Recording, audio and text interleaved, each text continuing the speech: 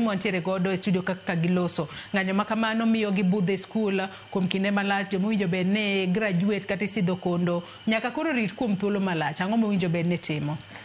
Number one, sirikal mar Kenya no promise jo Kenya wheelbarrow gi promoting mama mboga.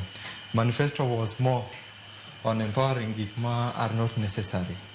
To many a times, ker mar Kenya compare ga Kenya gi pinje adek, and I've sewacho ma kuonde mang'eny kata mana yor ndiko. Ker wacho ni odwa ni Kenya ochope level mar piny luongo ni Singapore. Kendo wacho ga nodwa ni Kenya ochope level mar South Korea. Kendo wacho ni Kenya nya chope level mar Malaysia gi Israel. To watigi Singapore as an example. Kirango rapim mar mwandu ma jo Singapore gi ma dho ngere luongo ni GDP. Biro ne atamalo more than 20% of the Singaporeans' GDP, as well as South Korea and all those countries, their health and education. Tendeni market is the most critical. Maki bedo ki empower, then there's more likely kata mana GDP mar country no, economy mar country no dongo. Mano pogri thurwa ka. Nikech thurwa ka endi, education pod en privilege. To en privilege ma is coming with a lot of conditions. Yeah. Yudo ka kata mana apart from capitation, kata mana koro chulo university and whatever. Kata mana kwa the ground.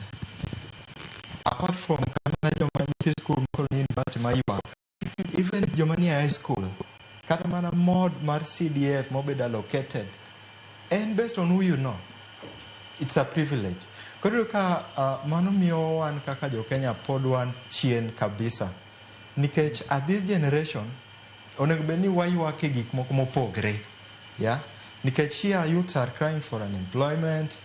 Jonyuol yuak ni there's no money to pay fee.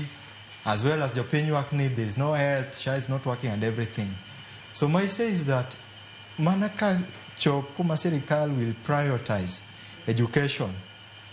And I'm happy that it was not devolved, but kata kok no bedo devolved, we are not seeing much impact.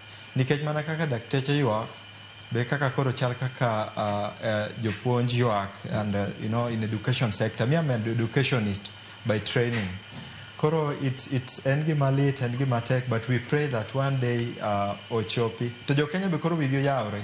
Koro next time kibedo presented manifesto, if someone wan kaka Josephina kwa keloni education in our manifesto, to ng'ato keloni wheelbarrow, you choose. Nikech koro in ming'eyo kuma wuoche digo. Erokamano.